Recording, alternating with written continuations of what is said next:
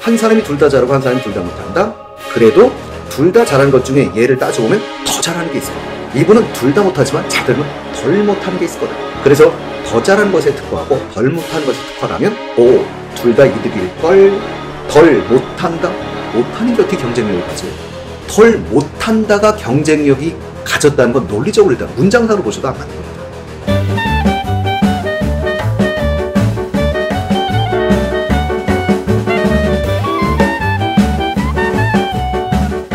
반갑습니다. 이병철입니다. 오늘부터는 여러분들하고 과연 우리가 생활할 때 이런 말을 쓰죠. 무역, 교역 이렇게 말하는데 과연 자유무역은 해야 될까? 라는 생각을 몇 번에 걸쳐 좀 해볼 생각이에요. 여러분들이 기본적으로 물론 결론은 현대사에서는 이렇게 말하죠. 해야 된다라는 결론 속에서 시작되는 경우가 많은데요. 일단 왜 자유무역을 해야 될까라는 걸 우리가 오늘 어렵게 얘기해보진 않을 거지만 일반적인 얘기 좀 해보고 이론적으로도 한번 간단하게 언급을 할 건데 오늘 사실 제가 미리 한번 결론을 먼저 내리고 갈게요. 오늘 마지막 부분에서 여러분들하고 뭐 해볼 거냐면 그 이론적인 문제점이 뭐다라는 걸 마지막에 제가 한번 서술을 한번 해보고 갈 겁니다. 일단 여러분들이 자유무역이라는 얘기를 꺼내려면 제일 먼저 기억나시는 분 누구세요? 아담 스미스죠. 아담 스미스에서 여러분들이 제일 먼저 나오는 가장 그 사람이 강조했던 특징은 분업입니다. 그럼 분업이라고 말하면 나눌 분자 일업자, 일 나눠서 하자 이런 얘기인데요. 왜 일을 나눠서 해야 될까요? 이렇게 말하면 생산성이 높아진다는 거죠. 그래서 실제로 국부론이라는 책에 보시면 아담 스미스가 핀 공정 과정에 관한 얘기를 해요. 그래서 여러분들이 예를 들면 10명의 사람들이 각자 그냥 전 과정을 자기가 다 물건을 만들게 되면 한 사람이 20개밖에 못 만드니까 결국은 200개밖에 생산이 되지 않는답니다. 그런데 그 과정을 18단계로 세분화시켜서 분업을 하게 되면 4,800개가 만들어진대요. 그 얘기는 생산성이 무려 24배나 상승하는 이런 특징을 갖고 있다는 거죠. 그러면 먼저 한번 이해해 보십시다. 왜 분업을 하면 생산성은 높아질 수밖에 없을까요? 너무나 당연한 얘기지만 첫 번째는 이동 시간이 줄기 때문에 그래요. 여러분들이 혼자서 모든 걸 다 한다? 뭔가를 도구를 갖고 왔다가 갖다 놓기도 하고 막 이래야 되는데 분업한다는 건 그냥 내 것만 하고 넘겨주면 되니까 이동 시간이 줄 거고요. 그보다 더 중요한 요인은요. 그렇죠. 생활의 단일이 되십니다. 생활의 단일 뭐가 떨어집니까? 계속 같은 일만 반복하시는 거예요. 계속 같은 일만 반복한다? 그럼 나타나는 특징은요. 우리가 쓰는 아주 쉬운 말로 특화된다라고 말을 하죠. 특화되기 때문에 아무래도 생산성이 높아지는 거죠.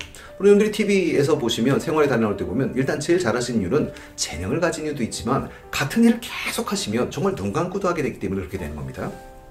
자, 그런데 이분이 이렇게 말씀을 하죠. 이 분업이라고 하는 논리를 뭐 하느냐면 국가 단위로 확대시켜서 국가들 중에서도 잘하는 것만 계속하면 당연히 생산성이 높아지게 될 거고 국가들은 이득이 있지 않을까? 라는 말씀을 하시는 이 이론이 바로 아담 스미스의 이론인데요. 이 이론을 보기 전에 먼저 한번 이렇게 생각해 볼까요? 교육이라는 건 결국은 그럼 왜 발생할 수밖에 없는 겁니까? 이렇게 말하면 아주 간단하죠. 생산비의 차이 때문입니다. 그럼 생산비의 차이 때문이라면 생산비를 결정하는 가장 중요한 이유는 뭘까요? 자원입니다. 그럼 그 자원이란 부존 자원의 차이가 생산비의 차이를 가져올 수밖에 없는 것이지요. 그래서 교육은 발생할 수밖에 없게 되는데 일단 이렇게 생각을 해볼까요? 그럼 각자 자기가 잘하는 것만 하자. 아담 스미스 말만 갖고 해볼게요. 제가 두 가지 하고 있는데 난 내가 잘하는 것만 하고 제가 두 가지 하는데 얘가 잘하는 것만 한다.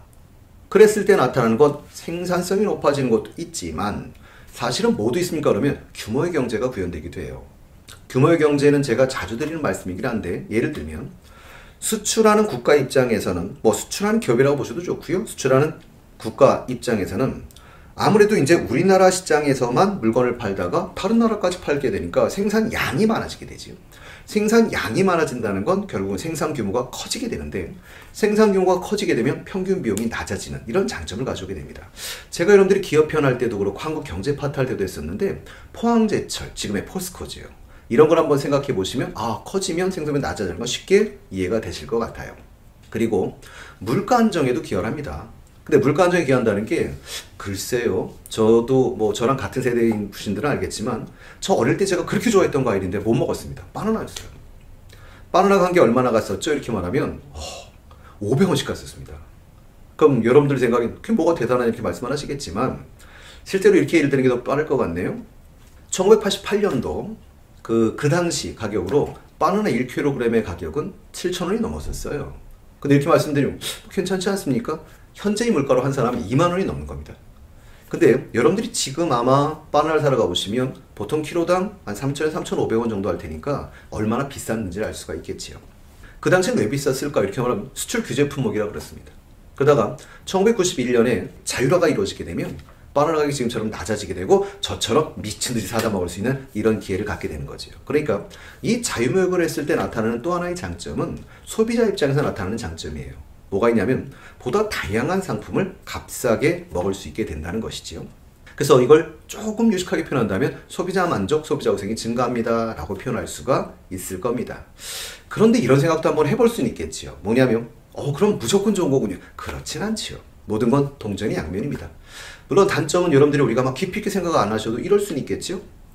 수출하고 수입한다. 수출하고 수입한다. 그럼 내가 잘하는 건 팔고 내가 못하는 건 사고 이러시면 되는데 이렇게 국제교역이 발생하게 되면 그 과정 속에서 수출이 어느 국가인가는 좀 적고 수입이 많은 나라가 발생하겠죠. 그럼 그 나라의 국제수지가 적자가 발생하게 될 거고요. 만성적자가 나타난다는 건 그 국가 입장에서 많은 부작용, 문제가 나타날 거예요. 그럼 단점이 나타난다고 하면 그럼 무조건 하지 말아야 되면 그건 아니고요. 여러 가지 측면을 고려했을 때 실보다 득이 크다라고 판단이 된다면 자유무역을 하는 것이 맞겠지요. 이 자유무역주의, 이 자유무역이라는 것에 반드시는 아닙니다. 고전적인 이론을 놓고 봤을 때 여러분들 일반적으로는 선진국이 보다 좀 유리해요. 왜냐하면 잘하는 게 좀 많을 테니까요. 그리고 일반적으로 후진국이 좀 불리합니다. 후진국 입장에서 뭐가 발생하게 되냐면 유치산업이라는 게 발생하게 돼요. 유치산업, 요 단어도 여러분들이 좀 알아두시면 좀 좋은데요. 여러분들이 유치산업이라고 표현할 때 머릿속에 뭐 떠오르면 좋을까? 그럼 제 생각엔 유치원이에요. 그럼 유치원이라는 얘기는 무슨 말이냐면 우리나라의 미래는 누구의 어깨에 달려있다고 생각하십니까? 이때 여러분들이 이러시면 제가 욕할 거예요. 우리의 미래는 그 노란 병아리들의 손에 달려 있습니다. 근데 뭐가 문제죠? 이렇게 말하면 그 노란 병아리들 그냥 여러분들이 이제부턴 그냥 아무런 계획장 같은 거 다 없이 그냥 막 붙어봐 이렇게 하면 타이슨하고 붙으면 죽어요. 그럼 여러분들이 어떻게 생각하시게 되냐면 우리의 미래다 그 말은 현재로선 경쟁력을 갖추고 있지 못하지만 보호를 해주면 경쟁력을 갖출 수 있는 이런 산업들, 그걸 유치산업이라고 표현을 하는데요. 그럼 그런 걸 자유무역이라는 경우는 잘하는 것만 하면 되고 못하는 건 안 하면 되는 거니까 그걸 꼭 보호해야 되네?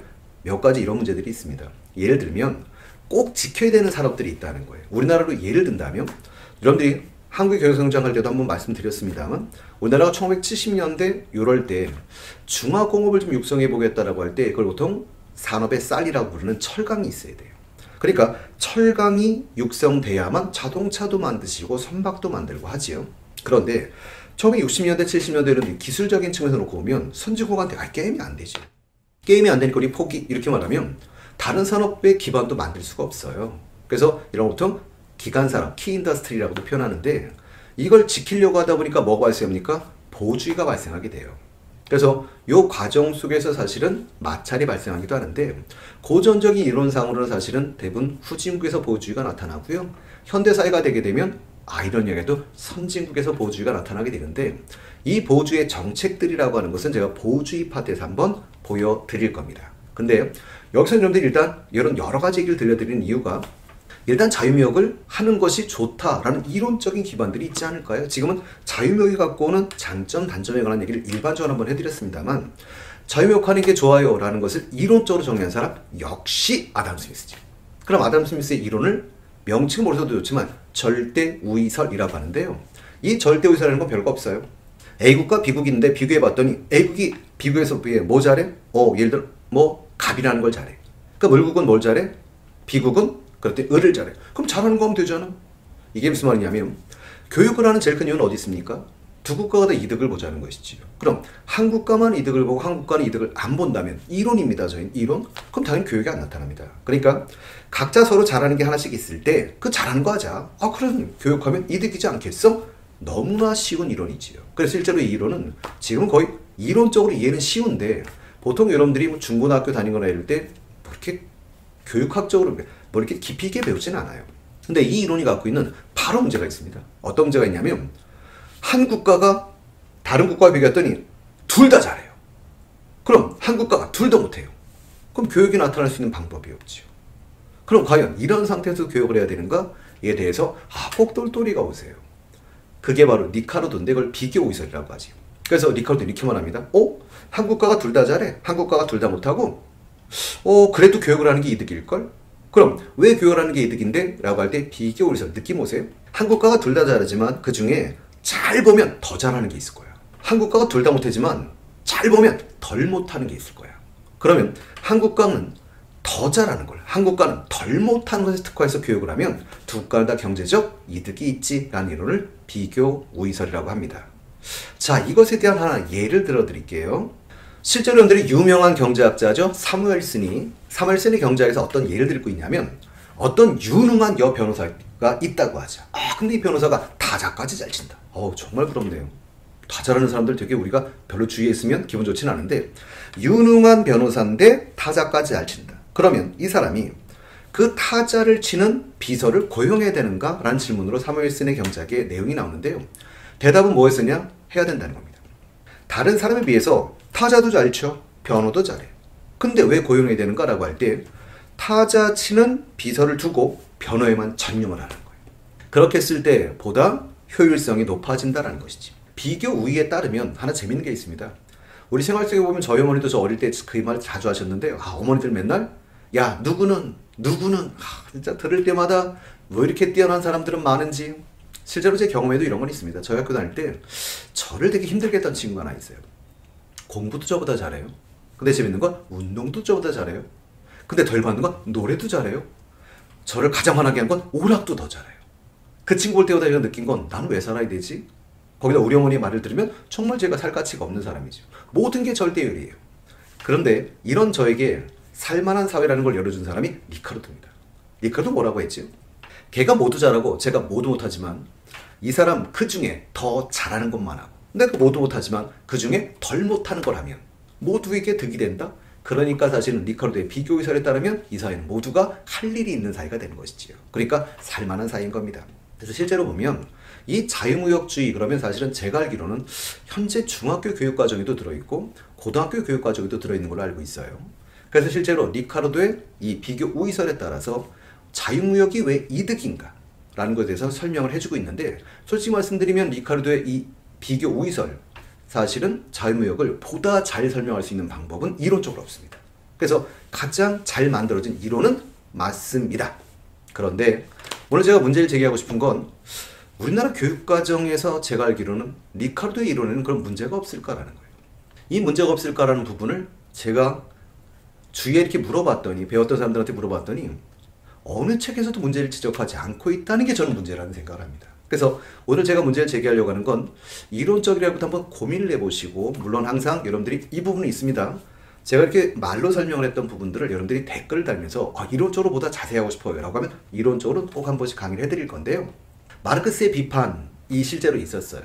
마르크스의 비판은 우리가 쉽게 한번 말로 먼저 한번 해볼까요? 자, 아까 제가 했던 거 이해되십니까? 리카르도 뭐라고 했죠? 한 사람이 둘 다 잘하고 한 사람이 둘 다 못한다? 그래도 둘 다 잘하는 것 중에 얘를 따져보면 더 잘하는 게 있을 거다. 이분은 둘 다 못하지만 잘 들면 덜 못하는 게 있을 거다. 그래서 더 잘하는 것에 특화하고 덜 못하는 것에 특화라면 둘 다 이득일걸. 우리가 어느 쪽으로 먼저 해볼까요?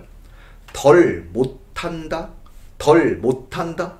못하는 게 어떻게 경쟁력을 가져요? 분명한 건 덜 못했지만 덜 못한다가 경쟁력이 가졌다는 건 논리적으로 일단 문장상으로 보셔도 안 맞는 겁니다.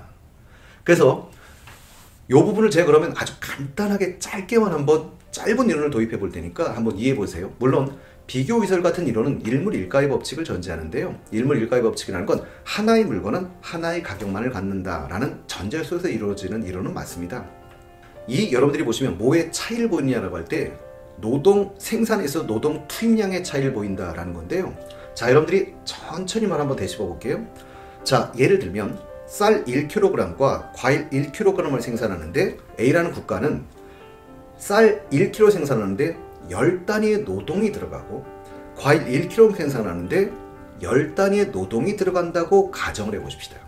만약 B국, 다른 국가에선 쌀 1kg 생산하는데 20단위의 노동이 들어가고 과일 1kg 생산하는데 30단위의 노동이 들어간다면 자, 그럼 물어볼까요?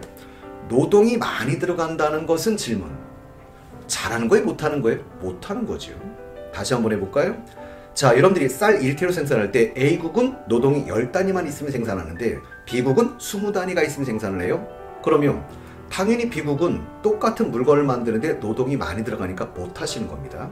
과일 1kg 만들 때 여러분들이 보시면 생산할 때 A국은 노동이 10단위 들어가는데 B국은 30단위가 들어가요. 그럼 당연히 과일도 못 만드는 거지요. 그러니까 둘 다 A국에서 B국이 못하는 겁니다. 근데 덜 못하는 게 뭐냐라는 것이죠. 자, 10단위 들어갈 때 20단위 2배 여러분들이 생산비가 드는 거고 10단위 30단위 그럼 3배의 생산비가 드는데 생산비가 많이 든다는 건 못하는 거죠. 근데 덜 못한다 라고 할 땐 이 사람보다 생산비가 2배 든다 3배 든다 2배 드는 게 그나마 덜 못하는 건데요. 여기에 문제가 하나 있다는 거죠. 그럼 여러분들이 못했던 것을 경쟁력을 가지려면 여러분들이 생각을 해보세요. 저쪽보다 생산비가 무조건 싸져야 됩니다. 생산비가 싸질 수 있는 방법은 그렇죠. 노동자들에게 임금을 덜 주셔야 된다는 거예요. 결국은 이 경쟁력을 갖기 위해서 이 뭔가 못했던 나라는 노동 착취가 발생할 수밖에 없다라고 규정한 게 바로 마르크스라는 거죠. 이 부분을 우리나라 교육과정에서는 아무도 가르치지 않는다는 겁니다. 그래서 한번 여러분들이 고민해 봤으면 이라는 생각을 한번 시작을 했고요. 물론 이론적인 문제를 지적한다면 이론적인 문제는 많죠. 기본적으로 여러분들이 뭐가 있냐면 각 나라마다 노동이 몇 단위 들어가냐 이것만 갖고 표현을 하니까 노동 생산성이 동일하다는 전제를 깔고 이론이 전개되는데 노동 생산이 동일할 가능성이 현실적으로 별로 없지요. 그리고 또 이 이론에 또 여러분들이 한눈에 보셔도 커다란 문제점은 여러분 운송비 같은 게 배제되어 있다는 거죠. 그러니까 여러분들이 뭔가 중고등학교 과정에 한번 배워보셨다면 그 이론이 갖고 있는 문제점을 요번 기회에 한 번쯤 고민을 좀 해보시는 시간을 가졌으면 해서 시작을 해봤습니다.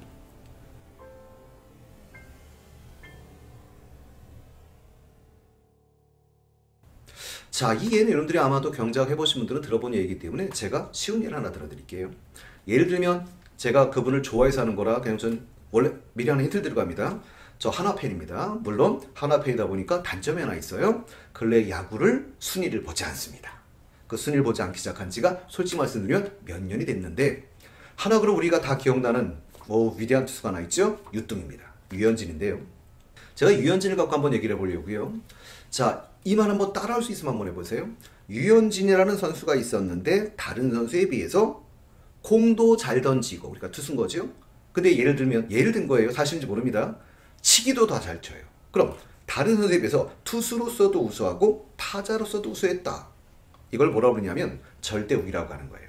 그러면 여러분들이 예를 들어서 어떤 B라는 사람과 유현진을 비교했을 때 유현진이 공은 더 잘 던지는데 B라는 사람이 공은 더 잘 쳐요. 그러면 각자 하나씩 나눠서 하시면 돼요. 이게 절대 우위설인데 유현진이가 공도 잘 던지는데 타자로서 공도 더 잘 쳐요. 그럼 둘 다 잘합니다. 두 재와의 모두 두 행위에 절대 우위를 갖는 거예요. 그럼 이게 아담 스미스 이론에서는 어떤 일이 발생하죠? 이렇게 말하면 유현진이가 다 해야 되는 거예요. 그러면 이 다른 사람은 필요가 없게 되는 거지요. 그런데 리카르도는 이렇게 말하는 거지요. 유현진이가 만약 이 다른 사람이 그냥 저라고 할게요. 병철이. 그러니까 병철이보다 공도 잘 던지고 치기도 더 잘하지만 병철이랑 비교했을 때 뭘 더 잘하냐 라고 했더니 던지는 걸 더 잘한대요. 그럼 유현진 너는 던지기만 해라. 그리고 병철이 네가 쳐라. 이게 비교 의설이에요.